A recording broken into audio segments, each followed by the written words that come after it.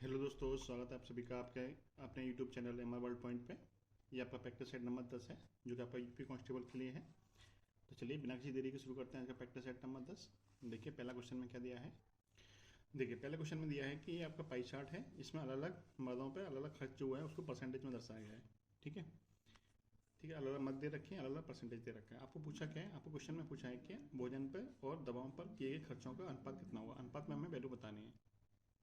देखिए बात हो रही है भोजन की और दवाओं की। तो भोजन में कितना परसेंट है, भोजन आपका 30% है। ठीक है, और दवा कितनी है, दवाएं आपकी 12.5% है। तो 30% का और 12.5% का क्या चाहिए आपको, अनुपात चाहिए। तो निकाल दीजिए 12.5% का अनुपात। परसेंटेज से परसेंटेज कट जाएगा, इधर आपका 30 है, इधर आपका 12.5 है। ठीक है, तो यहाँ से पॉइंट हटेगा तो बटन कितना आ जाएगा, 10 आ जाएगा। 10 से काटिए, 5 से 2 बार कटेगा, 5 से 25 बार कटेगा। ठीक है, 2 का गुणा 0 हो जाएगा तो ये जाएगा आपका 60 और 25। 5 से काट दीजिए 5 बार, 5 से कटेगा 12 बार। अनुपात कितना आ गया, 12:5 आ गया। ठीक है, जो कि आपको ऑप्शन नंबर सी में दिया हुआ है। ठीक है, क्वेश्चन नंबर 2 देखिएगा। क्वेश्चन नंबर 2 में बोला है यदि पूरे वर्ष में परिवार द्वारा खर्च गई कुल धनराशि 50,000 है, यानी पूरा खर्चा कितना है 50,000 का, तो उन्होंने कपड़े खरीदने पर कितना खर्चा किया। कपड़े पे कितना खर्चा है, कपड़े वाला कितना है 12.5% का। 12.5% खर्चा किया है अपना कपड़े पे। कुल खर्चा कितना है 50,000, तो 50,000 का 12.5% निकाल दीजिए। 50,000 का 12.5%, 12.5% का फ्रैक्शन कितना होता है 1/8। 1/8 निकाल दीजिए। 12.5% को यदि हम भिन्न में चेंज करेंगे तो 1/8 ही होता है। ठीक है, तो 8 से भाग कर दीजिए, इसमें कितना होगा 8 6 48, 8 दूनी 16, 8 पंजे 40, 6250 आएगा ऑप्शन नंबर ए। ठीक है, 12.5% को आपको फ्रैक्शन याद होनी चाहिए, कितनी होती है 1/8 होती है। नहीं तो फिर आपको एक स्टेप आपको और बढ़ जाएगा कैलकुलेशन में, जो कि कुछ चीज़ें आपको याद होनी चाहिए। ठीक है, क्वेश्चन नंबर 3 देखिएगा। जब 6,729 को 35 से भाग करेंगे तो शेष पर कितना आएगा। भाग करके देख लीजिए, 35 का भाग कर लीजिए कितने में, 6,729 में। ठीक है, तो 35 से कम 35, कितना बचेगा आपका 32, दो ताल लेंगे 322 हो जाएगा। तो ये हो जाएगा आपका 35 निमा 315। कितना बचेगा आपका 7 बचेगा, और ये आपका 9 हो जाएगा। 35 दूनी 70, कितना शेष पर बचेगा, आप कहेंगे 9 शेष पर बचेगा। वही आपसे पूछा था कितना शेष पर बचेगा, 9 बचेगा, ऑप्शन नंबर सी। ठीक है, क्वेश्चन नंबर 4 देखिए। 558/3 के 30/63 के 7/5 का मान बताइए। तो आपको पता है का या के का मतलब क्या होता है, गुणा होता है। तो वैल्यू रख देते हैं इसमें, 558/3 के की जगह पे गुणा आ जाएगा, 30/63 गुणा 7/5। ठीक है, इसकी वैल्यू निकाल लीजिए। सॉल्व करते हैं इसको, 7 से कटेगा 9 बार, 9 से ही कट जाएगा आपका 9 6 54, एक बचेगा 9 दूनी 18। ठीक है, 3 से कटेगा आपका 10 बार, और 5 से कटेगा 10 2 बार, यानी आपके वैल्यू निकल के आएगी 62 × 2 यानी कि 124। कितनी आएगी 124, option number D. Question number 5 देखिएगा। दो संख्या का अनुपात 3:4 है, उनका मासापा 4 दे रखा है, तो उनका लासापा क्या हुआ। लासा क्या कैसे निकालें इसका, तो देखिए इसका डायरेक्ट तरीका तो ये होता है कि तीनों को आपस में क्या कर दीजिए, गुणा कर दीजिए। यानी 4 चौक 16 3 48, तो आपका मासाप निकल के आएगा 48। तो डिटेल में देख लीजिए, आपको पता है कि जो संख्या होती है वो मासापा के मल्टीपल में होती है। तो पहली संख्या कितनी हो जाएगी 3 × 4 यानी कि 12, और दूसरी संख्या हो जाएगी 4 × 4 यानी कि 16। पहली संख्या 12 निकल आई, दूसरी संख्या आपकी 16 निकल आई। 12 और 16 का एलसीएम कितना होता है, तो आप कहेंगे 48 ही होता है। पहली संख्या 12 है, दूसरी 16, इनका एलसीएम कितना होगा, तो 48 होगा। ठीक है, क्वेश्चन नंबर 6। क्वेश्चन नंबर 6 को आपको बताना है कमेंट बॉक्स में इसका राइट आंसर क्या होगा। ठीक है, क्वेश्चन नंबर 6 आपके लिए। क्वेश्चन नंबर 7 देखिएगा। एक परिवार का औसत मासिक व्यय पहले 4 माह में 2570 है, और अगले 3 माह में कितना है, तो 2490 है, और अंतिम 5 माह में कितना है 3030 है। पूरे वर्ष में वो कितना बचत करता है, 5320 रुपये बचत करता है। तो आपको बताना है कि उसकी मासिक आय कितनी है, यानी 12 महीने का डेटा दे रखा है आपको, उसको बताना है कि वो कितने महीने के हिसाब से कमाता है, यानी मासिक आय उसकी बताना है। पहले देखिए उसे पहले 4 माह में कितना कमाता है वो। पहले 4 माह का जो औसत है उसका कितना है 2570। तो आपको पता है योग बराबर क्या होता है, योग निकालना है तो हमें 4 महीने में कितना कमाया, तो कैसे निकालेंगे, योग बराबर होता है औसत गुणा संख्या। तो पहले 4 महीने में उसने कितना कमाया होगा, 4 × 2570। अगले 3 महीने का औसत कितना दे रखा है आपको 2490, 3 × 2490, बाकी के 5 महीने कितना दे रखा है आपको डेटा, 5 महीने दे रखा 3030। इन सब का योग निकालेंगे तो कितना कितना आएगा, 4 से इसमें गुणा कर दीजिए, तो ये हो जाएगा आपका 0 4 7 28 और 102, 10,280। ऐसे 3 महीने निकालेंगे तो 0 9 3 27, 24 3 72 और 2 74, 74 और इसका 5 महीने निकालेंगे तो 0 5 15 1 और 5 15, 15,190। कुल मिलाकर कितना उसने क्या कहते हैं, ये क्या है आपका व्यय, कुल मिला के उसने पूरे साल में कितना खर्चा किया, सबको जोड़ लीजिए। तो 0 और 17 8 15 5 20 हासिल के 2 और 2 2 4 और 5 9 और ये हो जाएगा आपका 17 और 15 32 और 2 34। ठीक है, 17 और 15 32 कितना है, 32,900 आएगा। यानी उसने कितना खर्चा किया, तो 32,900 खर्चा किया, उसके अलावा उसने बचाया कितना, 5320 रुपये उसने बचाई भी। यानी कुल मिलाकर उसकी आय कितनी हो गई, आय होगी उसकी खर्चा प्लस बचत। बचत तो इसमें जोड़ दीजिए 5320, जोड़ेंगे तो 0 2 2 और ये हो जाएगा 38,220। यानी उसकी जो वार्षिक आय है वो कितनी है, 38 है 220 है। मासिक आय कैसे निकालेंगे, एक महीने में 12, एक साल में 12 महीने होते हैं, तो 12 से भाग कर दीजिए। मासिक आय निकालने के लिए आपको क्या करना पड़ेगा, मासिक आय, कुल आय कितनी है 38,220, उसमें 12 से भाग कर देंगे, 12 3 36, 2 बचेंगे, 12 एकम 12, 10 बचेंगे, 12 8 96, 6 बचेंगे, 12 पंजे 60, 3185 आपका राइट आंसर बनेगा। ठीक है, चलिए क्वेश्चन नंबर 8 में देखिएगा। क्वेश्चन में बोला है 4 वर्ष पूर्व ए और बी की आयु का अनुपात 4:5 था, अब से 8 वर्ष के बाद में ए और बी की आयु का अनुपात 11:13 होगा। उन दोनों की वर्तमान आयु का कुल योग बताइए। वर्तमान आयु का योग निकालना हमें, तो देखते हैं इसे। देखिए 4 वर्ष पूर्व जो आयु का अनुपात है वो कितना है, 4:5। ये कब की बात है, 4 वर्ष पूर्व की, तो इसको हम आयु को मान सकते हैं, ए और बी की आयु मान सकते हैं। 4 वर्ष पूर्व ए की आयु कितनी है, तो इसको हम 4x मान सकते हैं, बी की आयु को हम 5x मान सकते हैं। यदि हम वर्तमान में बात करें तो वर्तमान में जाने के लिए आपको 4 वर्ष जोड़ना पड़ेगा, क्योंकि 4 वर्ष पहले की बात है। वर्तमान में आने के लिए हमें 4 4 साल दोनों में जोड़ना पड़ेगा। वर्तमान आयु कितनी जाएगी इनकी, 4x प्लस के 4, और इसकी हो जाएगी आपकी 5x प्लस के 4 वर्ष। ठीक है, अब बात हो रही है 8 साल बाद की, तो 8 साल के बाद कितनी होगी इनकी आयु, ये वर्तमान आयु है ए की, ये बी की वर्तमान आयु है, तो 8 वर्ष के बाद में कितनी होगी, तो इसमें 8 साल और जुड़ जाएंगे। ठीक है, कुल मिला के इनकी जो 8 वर्ष बाद आयु होगी वो कितनी होगी, 4x प्लस के 12। ठीक है, और इसकी हो जाएगी आपके 5x प्लस के 12। इन दोनों का आपको अनुपात दे रखा है कितना, तो अनुपात दे रखा है 11:13, यानी कि आपको 4x प्लस के 12 बटे में 5x प्लस के 12 अनुपात दे रखा है इनका 11/13। इसको सॉल्व करना है, तो ये जाएगा 13 चौक 52x प्लस के 13 × 12 156 होता है, 11 × 5 55x हो जाएगा, प्लस के 11 × 12 132 होता है। 52x इधर आएंगे, 55x में घट जाएगा तो 3x बचेगा, और 156 में से 132 आएगा घट जाएगा तो कितना बचेगा आपका, ये बचेगा आपका 24। तो यहाँ से आपको x की वैल्यू मिल जाएगी कितनी, 8 मिल जाएगी, कितनी मिल जाएगी 8। ठीक है, आपसे पूछा गया है दोनों की वर्तमान आयु का योग, दोनों की वर्तमान आयु का योग पूछा है। तो देखिए दोनों की वर्तमान आयु कितनी है, 4x प्लस के 4 करेंगे तो x के जगह 4 रखेंगे, यहाँ पे कितना जाएगा 832 प्लस 4 36।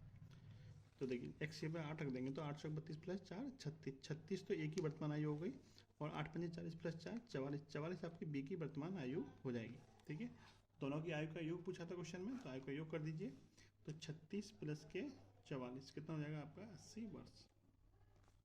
ठीक है, 80 वर्ष किस ऑप्शन में दे रखा है आपको, ऑप्शन नंबर ए में दिया हुआ है, ये ऑप्शन आपका राइट आंसर हो जाएगा। क्वेश्चन नंबर 9 देखिए, ए बी और सी एक व्यवसाय शुरू करते हैं। ए कुल पूंजी का 33%, 33 सही 1/3% निवेश करता है, बी शेष पूंजी का 25% और सी उसके बाद शेष राशि निवेश करता है। यदि वर्ष के अंत में कुल लाभ 1,62,000 है तो ए का हिस्सा बताइए। तो देखिए इनका जो लाभ में हिस्सा बढ़ता है उसी अनुपात में बढ़ता है जिस अनुपात में उन्होंने निवेश किया है। तो ए ने कितना निवेश किया है, कुल पूंजी का 33 सही 1/3%, 33 सही 1/3% का भिन्न रूप कितना होता है, 1/3 होता है।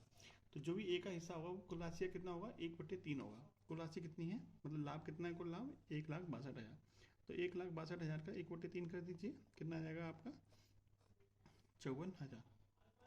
यानी ए को जो लाभ मिलेगा वो कितना मिलेगा, 54,000 रुपये मिलेगा। ठीक है, ऑप्शन नंबर सी। जिस अनुपात में वो निवेश करेंगे उसी अनुपात में उनको लाभ मिलेगा। ऑप्शन नंबर सी आपका राइट आंसर हो जाएगा। क्वेश्चन नंबर 10 देखिएगा, यदि एक वस्तु के विक्रय मूल्य को दोगुना कर दिया जाए तो उस पर होने वाली हानि उस पर होने वाले लाभ के बराबर है। ठीक है, यानी पहली कंडीशन में जो हानि हो रही है उसके बाद में जब उसको विक्रय मूल्य को दोगुना कर देते हैं तो जो लाभ होता है वो दोनों क्या है, आपके बराबर है। तो आपको पता है हानि बराबर क्या होता है, हानि बराबर होता है क्रय मूल्य माइनस के विक्रय मूल्य, क्रय मूल्य माइनस के विक्रय मूल्य हानि के बराबर होता है। और लाभ बराबर क्या होता है, लाभ बराबर होता है विक्रय मूल्य माइनस के क्रय मूल्य। ठीक है, क्लियर। यदि हम विक्रय मूल्य को थोड़ी देर के लिए y मान लेते हैं और लाभ को थोड़ी देर के लिए x मान लेते हैं। ठीक है, फिर क्या होगा, अब आपको बोला है कि जब हम विक्रय मूल्य को डबल कर दें, तो पहली कंडीशन में हानि हो रही थी तो हानि कितनी होगी, हानि हो जाएगी क्रय मूल्य माइनस के विक्रय मूल्य यानी कि x माइनस के y। और दूसरी कंडीशन में क्या हो रहा है, लाभ हो रहा है। लाभ कब हो रहा है, जब हम विक्रय मूल्य को डबल कर देते हैं, यानी y की जगह कितना आएगा 2y। ठीक है, 2y माइनस के x, ये आपका लाभ हो गया, ये आपकी हानि होगी। लाभ और हानि क्या है, आपके बराबर हो जाते हैं, बराबर कर दीजिए। ये आपको पहली कंडीशन दे रखी है, आपकी दूसरी कंडीशन, दोनों कंडीशन, पहली कंडीशन में हानि हो रही है x माइनस के y हो जाएगा, और दूसरी कंडीशन में लाभ हो रहा है तो 2y माइनस के x हो जाएगा, क्योंकि विक्रय मूल्य क्या हो गया आपका, दोगुना हो गया। तो y की जगह पर 2y आ जाएगा। इसको आगे सॉल्व करिए, x इधर जाएगा तो ये 2x हो जाएगा, और y इधर आएगा तो ये 3y हो जाएगा। ठीक है, यहाँ से x और y का रेशियो निकाल लीजिए, 3/2। x क्या था हमारा, क्रय मूल्य था, और y क्या हमारा विक्रय मूल्य, यानी क्रय मूल्य 3 है तो विक्रय मूल्य कितना है 2। 3 वाली चीज़ को कितने में बेचा जा रहा है, 2 में बेचा जा रहा है। कितने की हानि पे बेचा जा रहा है, 1 की हानि पे बेचा जा रहा है। कितने परसेंट की हानि होगी, तो परसेंट हानि कैसे निकालते हैं, परसेंट हानि बराबर होता है हानि बटे में क्रय मूल्य गुणा 100। हानि हो रही है 1 की, क्रय मूल्य कितना है 3 यूनिट, गुणा कर देंगे 100। आपको पता है 1/3 किसके बराबर होता है, 33.33% के बराबर होता है। तो हानि कितने परसेंट की होगी, 33.33% की हानि होगी, जो कि आपको ऑप्शन नंबर सी में दी हुई है। तो सी ऑप्शन आपका राइट आंसर हो जाएगा। क्वेश्चन नंबर 11 देखिएगा, 11वें क्वेश्चन में बोला है साधारण ब्याज की दर पर कोई राशि 16 वर्षों में 2 गुनी हो जाती है तो कितने वर्षों में वह 3 गुनी हो जाएगी। देखिए बात हो रही है साधारण ब्याज की। आपको पता है कि साधारण ब्याज वाले केस में क्या होता है कि समान समय में समान वृद्धि होती है, समान समय में समान मात्रा की वृद्धि होती है। तो देखिए यदि हम किसी राशि को 1 यूनिट मान लेते हैं, यदि हम प्रिंसिपल यानी मूलधन P मान लेते हैं तो 16 वर्षों में कितनी हो जाती है, 2 गुनी हो जाती है। यानी मिश्रण जो हो जाएगा वो कितना हो जाएगा, तो आपका 2 हो जाएगा। मूलधन से मिश्रण कितना बन जाएगा, 2 बन जाएगा। तो इसका मतलब ब्याज कितना मिलेगा, तो ब्याज आपको मिल जाएगा, ब्याज बराबर क्या होता है, मिश्रण में से मूलधन घटा दीजिए तो आपको ब्याज मिल जाएगा 1 यूनिट का। 1 यूनिट का जो ब्याज मिल रहा है वो कितने साल में मिल रहा है आपको, 16 साल में। कितने साल में मिल रहा है, 16 वर्ष में मिल रहा है। ठीक है, क्योंकि 16 वर्ष में तो डबल हो रही है। यदि कोई राशि 1 थी तो 16 वर्ष में कितनी हो गई, 2 हो गई। इसका मतलब ब्याज कितना मिल गया उसको, 1 यूनिट ब्याज मिल गया। कितने साल में मिल गया, 16 साल में मिल गया। अब आपसे पूछा है कि कितने साल में वो 3 गुनी हो जाएगी, यानी 1 से कितनी हो जाएगी, 3 यूनिट हो जाएगी। तो ब्याज कितना मिलेगा आपको, 2 यूनिट का ब्याज मिलेगा। तो मैंने आपको क्या बताया कि समान समय में समान ब्याज मिलता है। 1 यूनिट ब्याज मिलने में 16 साल लग गए उसको, तो 2 यूनिट ब्याज मिलने में कितना समय लग जाएगा, 16 दूनी 32 वर्ष का समय लग जाएगा। ठीक है, option number B. Question number 12 में देखिएगा, एक धनराशि एक निश्चित चक्रवृद्धि ब्याज की दर से हर वर्ष जोड़ने पर 4 वर्षों में 7,000 और 8 वर्षों में 10,000 हो जाती है, तो वह धनराशि कितनी है। देखते हैं। अभी मैंने आपको पिछले क्वेश्चन में बताया था कि साधारण ब्याज वाले केस में क्या होता है कि समान समय में समान ब्याज मिलता है, और चक्रवृद्धि ब्याज वाले केस में क्या होगा, समान समय में समान गुना ब्याज मिलेगा, समान समय में समान गुना ब्याज मिलेगा। तो देखिए यदि कोई राशि P थी तो 4 वर्षों में कितनी होगी, 4 वर्षों में होगी वो 7,000, और शुरू से 8 वर्षों में यानी अगले 4 वर्षों में कितनी होगी वो, अगले 4 वर्षों में होगी वो 10,000। ठीक है, यानी कि शुरू के 4 वर्षों में कितनी वृद्धि हुई है, तो शुरू के 4 वर्षों में उतनी ही वृद्धि होगी जितनी कि अंत के 4 वर्षों में होगी, क्योंकि समान वर्षों में समान गुना ही वृद्धि होती है। तो यहाँ पे वृद्धि कितनी हुई है, तो वृद्धि कैसे निकालेंगे, 10,000 में आप 7,000 का भाग कर दीजिए, यानी इतने गुना वृद्धि हुई है। यानी कुल मिला के आपका 10/7 गुना की वृद्धि हुई है। यानी इस धनराशि से इस धनराशि पर पहुँचने में 4 साल में कितनी वृद्धि हुई है, 10/7 गुना की वृद्धि हुई है। तो इसका मतलब यहाँ से यहाँ तक जाने पर भी इतनी ही वृद्धि होगी। तो P से इस राशि तक पहुँचने में कितनी वृद्धि करनी पड़ेगी, 10/7 की वृद्धि करनी पड़ेगी। 7 गुना की वृद्धि हुई है, जो कि एक्चुअल में किसके बराबर है, 7,000 के बराबर है। सॉल्व कर लीजिए, 1 0 से 1 0 खत्म, 7 × 7 कितना हो जाएगा, 4900। यानी आपका जो मूलधन है वो कितना होगा, राशि कितनी होगी, 4900 राशि होगी। यानी जो वृद्धि जितने गुना वृद्धि यहाँ पे होगी उतनी ही गुना वृद्धि आपको यहाँ पे करनी पड़ेगी। क्योंकि समान समय में समान गुणा वृद्धि होती है। क्लियर है। क्वेश्चन नंबर 13 देखिएगा। ये एक काम को 18 दिनों में 20-36 दिनों में कर सकता है। दोनों ने मिलकर 9 दिन तक कार्य किया है, तो आपको कितना % काम उसका शेष बचा है ये हमें बताना है। देखिए ये 18 दिन में कर सकता है और बी कर सकता है इसको 36 दिन में। कुल काम कितना हो जाएगा, दोनों का एलसीएम बराबर, यानी कि 36 यूनिट काम हो जाएगा। इसको ए 18 दिन में कर रहा है तो एक दिन में 2 यूनिट काम कर रहा होगा, बी 36 दिन में कर रहा है तो एक दिन में 1 यूनिट काम कर रहा होगा। कुल मिला के ए और बी मिलके दोनों एक दिन में कितना काम कर रहे होंगे, तो 2 और 1 3 यूनिट काम कर रहे होंगे पर डे। और तीनों ने कितने दिन काम किया है, 9 दिन काम किया है। तो ए और बी ने एक दिन में 3 यूनिट काम कर दिया, तो दोनों ने मिलकर 9 दिन में कितना काम किया होगा, एक दिन में 3 कर रहे हैं तो 9 दिन में 27 यूनिट काम कर रहे होंगे। टोटल काम 36 यूनिट था, इसमें 27 काम हो चुका है। कितना काम बचा, 9 यूनिट काम आपका भी बचा है। पूछा कितना % काम बचा है, तो 9 यूनिट काम बचा है, कितने में से, 36 में से। कितना % बनेगा, तो 9 से 4 बार कटेगा, 4 से 25 बार कटेगा। कितना काम बच गया शेष, तो 25% काम आपका शेष बच गया। यही आपसे पूछा भी था। Option number D. Question number 14 में देखिए। एक जहाज में किनारे से 20 किलोमीटर दूर पर रिसाव शुरू हो जाता है, यानी एक जो जहाज है पानी का उसमें क्या होता है, छेद हो जाता है, यानी कि जहाज में पानी भरना शुरू हो जाता है। रिसाव के बावजूद जहाज किनारे की ओर 12 किलोमीटर प्रति घंटा की स्पीड से जा सकता है आगे। हालांकि जहाज केवल 23 मिनट तक ही जल प्रभावित रह सकता है, यानी कि कहने का मतलब ये है कि 23 मिनट में जल से जहाज पूरा भर जाएगा। यानी कि पानी पर जहाज कितने मिनट तक तैर सकता है, तो 23 मिनट तक ही तैर सकता है। यदि किनारे से एक बचाव नौका जहाज की ओर भेजा जाता है और जहाज के चालक दल और यात्रियों को निकालने में 8 मिनट का टाइम लगता है, तो बचाव नौका की न्यूनतम गति क्या होनी चाहिए जिससे लोगों को सफलतापूर्वक बचाया जा सके। तो देखिए इसका एक शॉर्ट तरीका भी होता है और इसका एक डिटेल तरीका है, वो भी देख लीजिए। इसका शॉर्ट तरीका ये है कि जो भी नौका की गति होगी वो और जो जहाज की गति होगी वो दोनों का जो योग होगा, किसका, जहाज की गति और नौका की गति दोनों का जो योग होगा उसकी दूरी से क्या होगा, पूरा विभाजित होगा। दूरी से पूरा विभाजित होगा। ठीक है। जैसे यहाँ पे क्या है, 12 किलोमीटर है, तो 12 में हम कितना जोड़ते हैं कि 20 से कट जाए। तो 12 में देखिए 65 जोड़ेंगे तो नहीं कटेगा, 67 जोड़ेंगे तब भी नहीं कटेगा, 70 जोड़ेंगे तब भी नहीं कटेगा, और 68 जोड़ देंगे तो 20 से पूरा कट जाएगा। इस तरीके से आपका शॉर्ट तरीका भी है, तो इसका डिटेल तरीका भी देख लीजिए। देखिए ये आपका जहाज है, पानी में है, और इधर आपका किनारा है। ठीक है।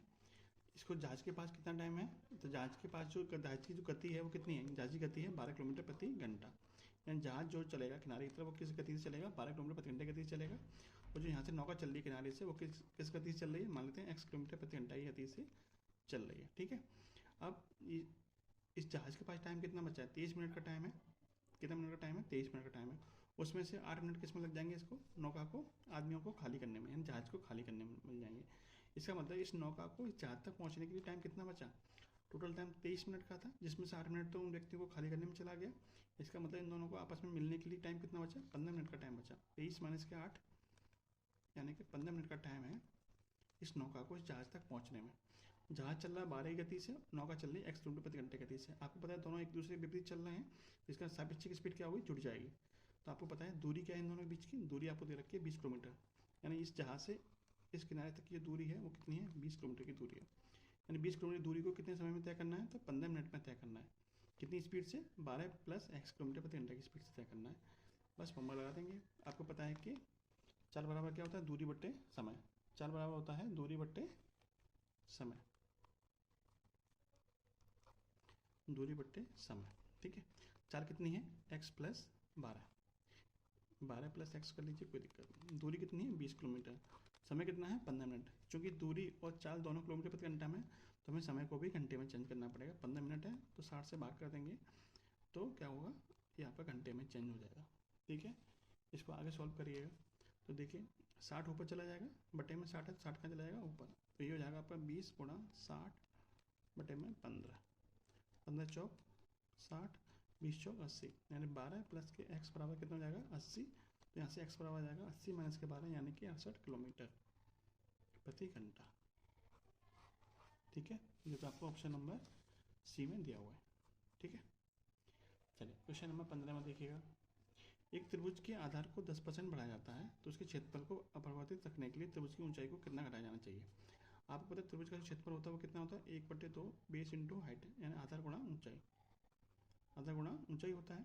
इसमें से आधार को बढ़ाया गया 10%, तो ऊंचाई कितना कम करना पड़ेगा, क्योंकि जो क्षेत्रफल होता है वो आधार और ऊंचाई के मल्टीपल पे ही डिपेंड करता है। दोनों में से एक चीज़ बढ़ाई गई है तो एक चीज़ को कम करना पड़ेगा। कितना कम करना पड़ेगा? 10% बढ़ाया गया है, इसका मतलब 10% का भिन्न कितना होता है? 1/10 होता है। 10% का भिन्न कितना होता है? 1/10 होता है। यानी 10 पर 1 की वृद्धि की गई है। तो आधार कितना बढ़ाया गया? 10 से 10 पर 1 की वृद्धि की गई है तो कितना हो गया? आधार 11 हो गया। अब हमें ऊंचाई को कम करना पड़ेगा। कितना कम करना पड़ेगा? 11 से 10 पर लाना है। कितनी कमी करनी पड़ेगी? 1 की कमी करनी पड़ेगी। तो कितने परसेंट की कमी हो जाएगी? 1 की कमी कितने पे? 11 पे। गुणा कर दीजिए 100 का। परसेंटेज में चाहिए तो 1/11 किसके बराबर होता है? 9 सही 1/11% के बराबर होता है। ऑप्शन नंबर ए। ठीक है, चलिए क्वेश्चन नंबर 16 में देखिए। देखिए क्वेश्चन है, एक ईंट 20 सेंटीमीटर गुणा 10 सेंटीमीटर गुणा 7.5 सेंटीमीटर माप की है, 25 मीटर लंबी, 2 मीटर ऊंचाई और 3/4 मीटर मोटी दीवार बनाने में कितनी ईंटों की संख्या, मतलब कितनी ईंट लगेगी। यानी कुल मिला के आपको ईंटों की संख्या चाहिए। तो ईंटों की संख्या का फॉर्मूला क्या होता है? तो ईंट की संख्या का फॉर्मूला होता है कुल आयतन, यानी दीवार का कुल आयतन।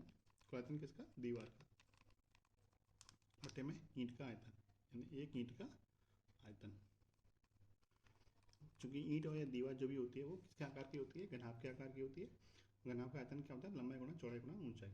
ठीक है, LBH ये होता है आयतन का फॉर्मूला।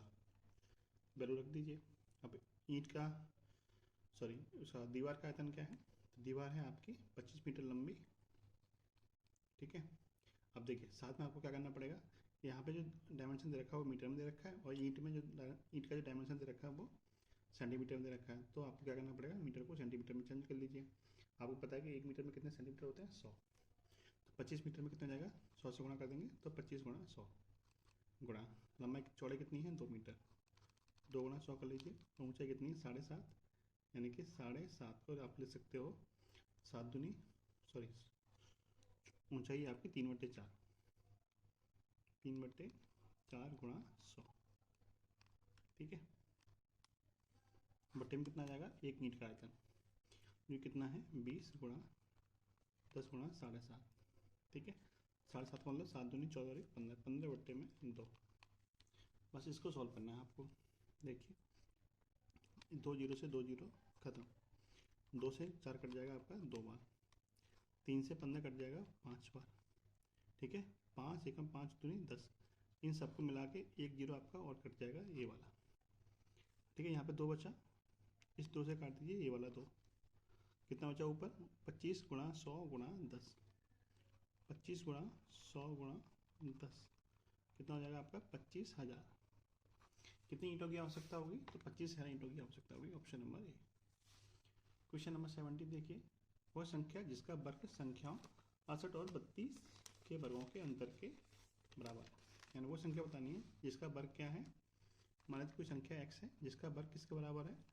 तो 68 और 32 के वर्गों के अंतर, यानी 68 का वर्ग माइनस 32 के वर्ग के अंतर के बराबर है।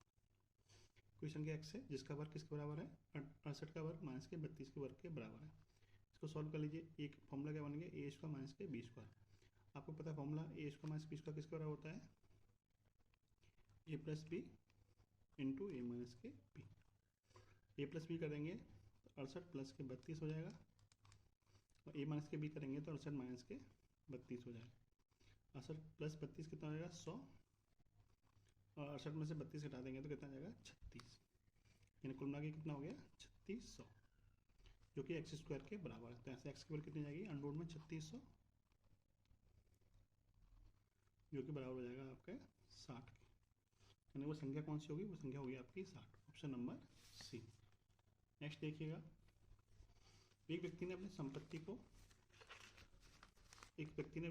1/4 भाग अपनी पुत्री को, 1/2 भाग अपने पुत्रों को और 1/5 भाग दान कर दिया।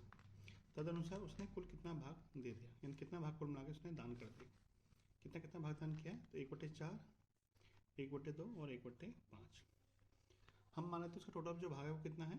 4, 2 और 5 का एलसीएम कितना आएगा? 20। टोटल भाग उसका 20 है। कितना है टोटल भाग उसका? 20 है। 20 में से 1/4 भाग किसको दे दिया? अपनी पुत्री को। 20 का 1/4 करेंगे, 20 का 1/4 करेंगे तो कितना आएगा? 5।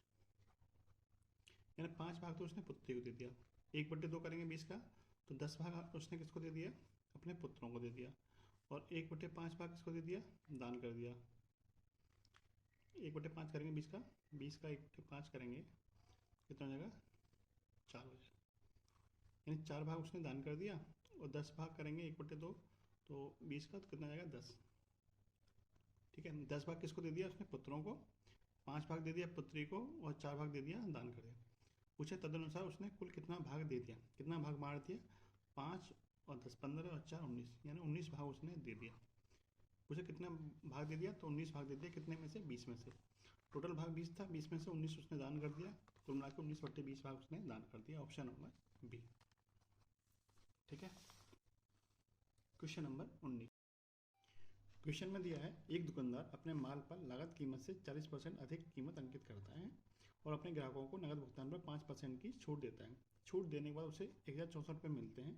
उसे कितना लाभ हुआ, हमें लाभ बताना है। देखिए मान लेते हैं उस वस्तु का जो क्रय मूल्य है वो कितना है, 100 यूनिट है। क्रय मूल्य यानी सीपी कितना है, 100 यूनिट। कितना बढ़ा के अंकित करता है, 40% बढ़ा के अंकित करता है। 100 का 40% 40 ही होगा, यानी उसने कितना अंकित कर दिया, 140 अंकित कर दिया। अंकित मूल्य कितना हो गया उसका, 140 यूनिट हो गया। और उसमें छूट देता है कितने की, 5% की छूट देता है। तो अंकित मूल्य पर छूट दे रहा है कितने परसेंट की, 5% की छूट दे रहा है। 140 का 5% कितना होगा, 7 रुपये होगा। कितना होगा, 7 रुपये। यानी वो कितने में बेच रहा है उसको, 133 यूनिट में बेच रहा है। 140 का 5% निकालना कितना आएगा, 7 यूनिट आएगा। 140 वाली चीज़ को 7 यूनिट के छूट पर बेच रहा है, कितने में बेच रहा है, 133 में बेच रहा है। यानी 100 वाली चीज़ को आप फाइनली कितने में बेच रहा है, 133 में बेच रहा है। कितने का लाभ कमा रहा है, 33 यूनिट का लाभ कमा रहा है। ठीक है, अब आपको उसको विक्रय मूल्य दे रखा था कितना, 1064, यानी कि 133 यूनिट की आपको वैल्यू दे रखी है कितनी, 1064। पूछा क्या है, लाभ पूछा, लाभ कितने का हो रहा है, 33 यूनिट का। 33 यूनिट की वैल्यू कितनी होगी, 1064 में पहले आप 133 से भाग कर दीजिए और गुणा कर दीजिए 33 से। ठीक है, 133 से कितनी बार कटेगा आपका, 8 बार। 8 गुणा 33 करेंगे तो कितना आएगा, 8 3 24 और 8 3 24 और 1 25, 25 और 1 26, 264। 8 3 24, 8 3 24 और 2 26, 264 आएगा। इन कितने का लाभ कमा रहा है वो, 264 का लाभ कमा रहा है। ऑप्शन नंबर ए। ठीक है, चलिए अब देखते हैं question number 20। Question number 20 reasoning का है। आपको बोला है कि जिस तरह पंखा का संबंध पंख से है, उसी तरह का संबंध इनमें से किसमें दर्शाया गया है।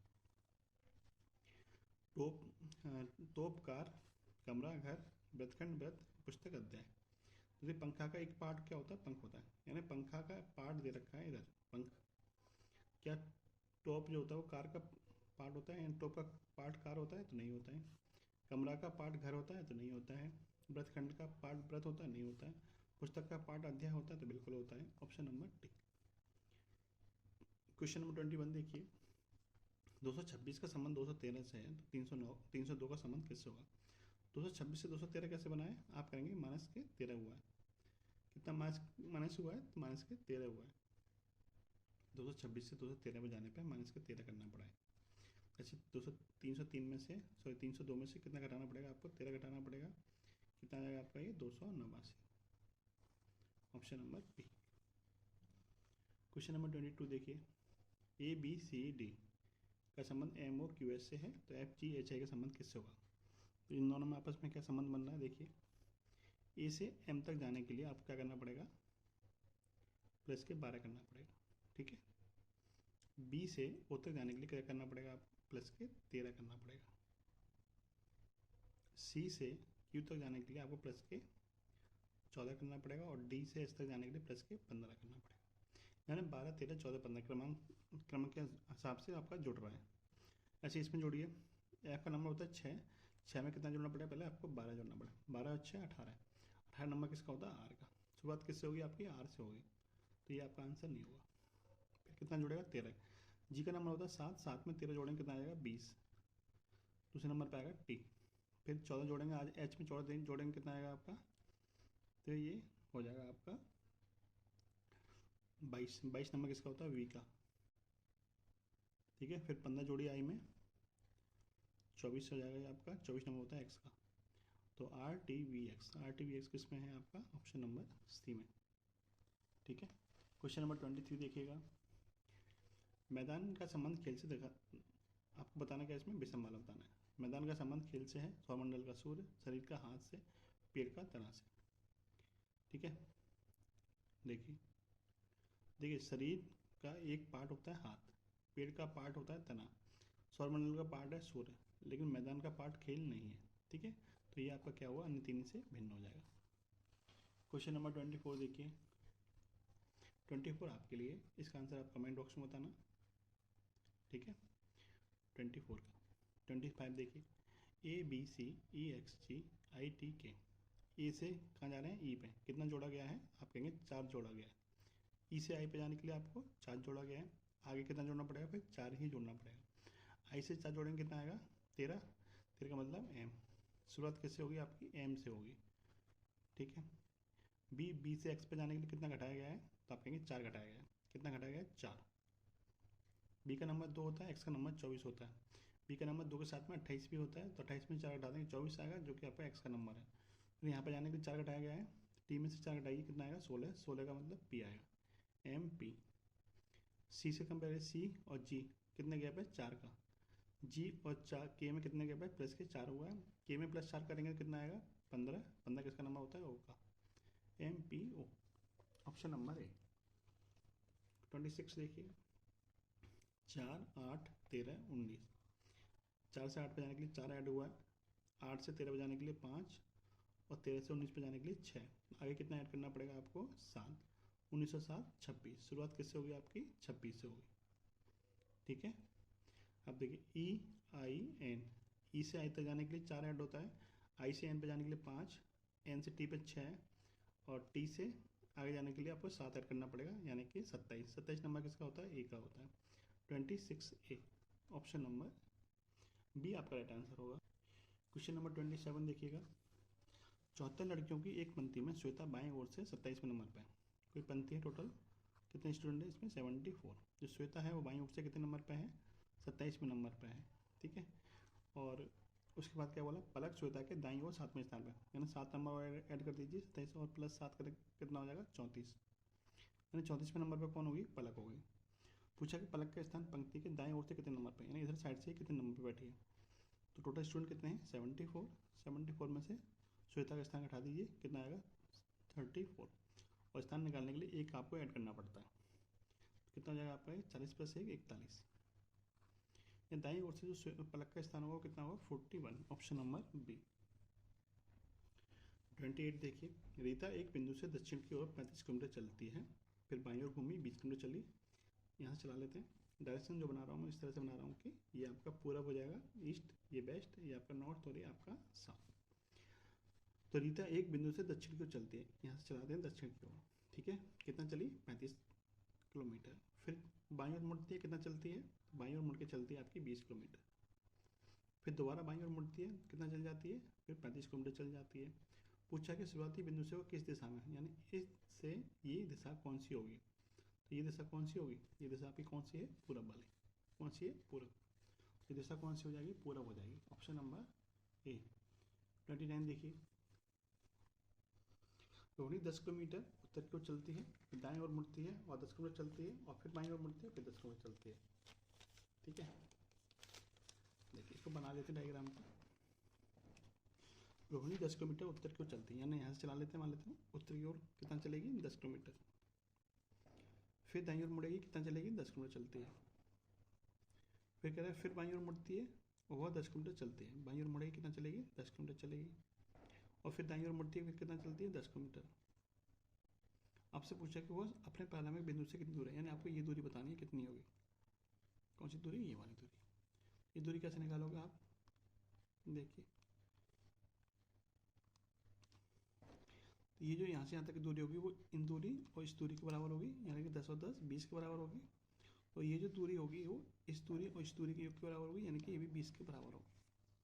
ये आपका समकोण त्रिभुज बनना है इस तरह से। समकोण त्रिभुज में ये आधार 20 है, लंब 20 है, तो कर्ण आपको निकालना है। आपको पता है कर्ण बराबर क्या होता है, यानी ये जो दूरी होगी वो किसके बराबर होगी, अंडर में आधार का वर्ग यानी 20 का वर्ग प्लस लंब का वर्ग यानी कि 20 का वर्ग। तो ये हो जाएगा आपका 400 प्लस के 400। ठीक है, यानी कि अंडर में हो जाएगा आपका 800। ठीक है, इसको आगे देखिए, इसको आप ले सकते हो 2 गुणा 400, 400 का वर्गमूल बाहर आ जाएगा 20, अंदर कितना बचेगा, अंडर में 2, तो कर्ण कितना आ गया आपका 20√2। यहाँ से यहाँ तक की जो दूरी है ये कितनी आएगी 20√2। ठीक है, option number C. Question number 30 देखिएगा, आपको इनको सार्थक क्रम में लगाना है। कौन सी चीज़ें दे रखी हैं आपको, नदिका, सागर, सहायक नदी, नदी, समुद्र और वर्षा। ठीक है, तो देखिए सबसे पहले क्या होगी, वर्षा होगी। सबसे पहले क्या होगी, वर्षा होगी, तो ऑप्शन नंबर डी नहीं हो सकता। वर्षा के बाद क्या बनेगी आपकी नदिका, यानी 6 के बाद क्या आना चाहिए आपका 1 आना चाहिए, जो कि आपको एक ऑप्शन में दे रखा है। सी ऑप्शन आपका राइट आंसर है। सबसे पहले वर्षा होगी, वर्षा से हल्की सी नदी बनेगी, फिर वो नदी उसकी सहायक नदी से मिलेगी, फिर दोनों मिलकर एक बड़ी नदी बनाएंगी। बड़ी नदी कहाँ जाएगी, समुद्र में जाएगी, और समुद्र मिलकर कहाँ जाएगा, सागर में जाएगा। लास्ट में आपका कितना आएगा, 2 आएगा। ऑप्शन नंबर सी आपका राइट आंसर हो जाएगा। क्वेश्चन नंबर 31 देखिएगा, कथन और निष्कर्ष। कथन में बोला है कि सभी शिक्षक कलाकार हैं। सभी शिक्षक क्या हैं, कलाकार हैं। एक शिक्षक का गोला हो गया, ये आपका कलाकार का गोला हो गया। फिर कह रहा है कुछ कलाकार महिलाएं। कुछ कलाकार क्या हैं आपकी, महिलाएं। ठीक है, इस तरीके से डायग्राम बनेगा। अब निष्कर्ष क्या कह रहा है, सभी शिक्षक महिला हैं, सभी शिक्षक महिलाएं नहीं है, तो ये आपका अलग गलत हो जाएगा। ठीक है, यानी पहला निष्कर्ष आपका नहीं निकल रहा है। दूसरा देखिए, कुछ महिलाएं शिक्षक हैं, कुछ महिलाएं शिक्षक के कॉलम में आ रही है, नहीं आ रही है, तो ये भी नहीं होगा। कुछ महिलाएं कलाकार हैं, कुछ महिलाएं कलाकार वाले में आ रही हैं, टच कर रही हैं, तो बिल्कुल होगा। सभी कलाकार शिक्षक हैं, सभी कलाकार शिक्षक नहीं है, तो ये भी नहीं होगा। कौन सा निकल रहा है, सिर्फ 3, यानी ऑप्शन नंबर सी। 32 देखिएगा, कथन और पूर्व धारणा। कथन कह रहा है यदि अभियंता बनना सरल है तो मैं अभियंता नहीं बनना चाहता। इसके पीछे पूर्व धारणा क्या रही है इस व्यक्ति की, वो कह रहा है व्यक्ति की अभिलाषा एक व्यवसायी बनने की, व्यवसाय के संबंध में कोई कथन नहीं है इसमें, ये तो नहीं होगा। दूसरा कह रहा है यदि व्यक्ति की इच्छा कठिन लक्ष्य को प्राप्त करने की होती है। देखिए इसमें बोला कि यदि अभियंता बनना सरल है तो वो अभियंता नहीं बनना चाहता, इसका मतलब उसको कठिन काम करना पसंद है, यानी व्यक्ति की जो इच्छा है वो कठिन लक्ष्य को प्राप्त करने की होती है, तो एकदम बात सही है। दूसरा आपका अवधारणा निकल रही है, ऑप्शन नंबर बी आपका राइट आंसर होगा।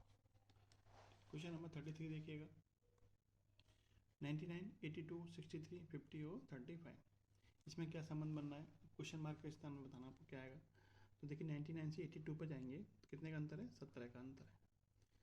82 से 63 पर जाएंगे तो कितने का अंतर है, आप कहेंगे 19 का अंतर है। 63 से 50 पर 13 का अंतर है, और 50 से 35 पर जाएंगे तो 15 का अंतर है। यानी पहले 17 का अंतर आया, फिर 19 का, फिर आपका 13 का, और फिर आपका 15 का। यदि बात करें कि 13, देखिए 13 और, अच्छा ऐसे कर लीजिए इसको, 17 में पहले 2 माइनस हुआ है, फिर आपका प्लस के 6 हुआ है, फिर अच्छा इसको ऐसे कर लेते हैं, 17 से 13 पे जाएंगे तो कितना हुआ है, माइनस के 4, और 19 पे से 15 पे जाएंगे तो माइनस के 4 हुआ है।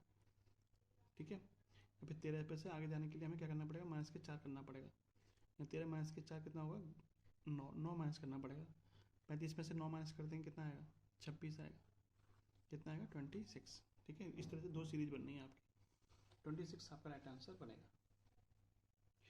क्वेश्चन नंबर 34 भी आपका इसी टाइप का है, इसको भी आप सॉल्व करिएगा, इसका आंसर आप कमेंट बॉक्स में बताना। ठीक है, सिंपल सीरीज है, आप आराम से कर सकते हैं इसको।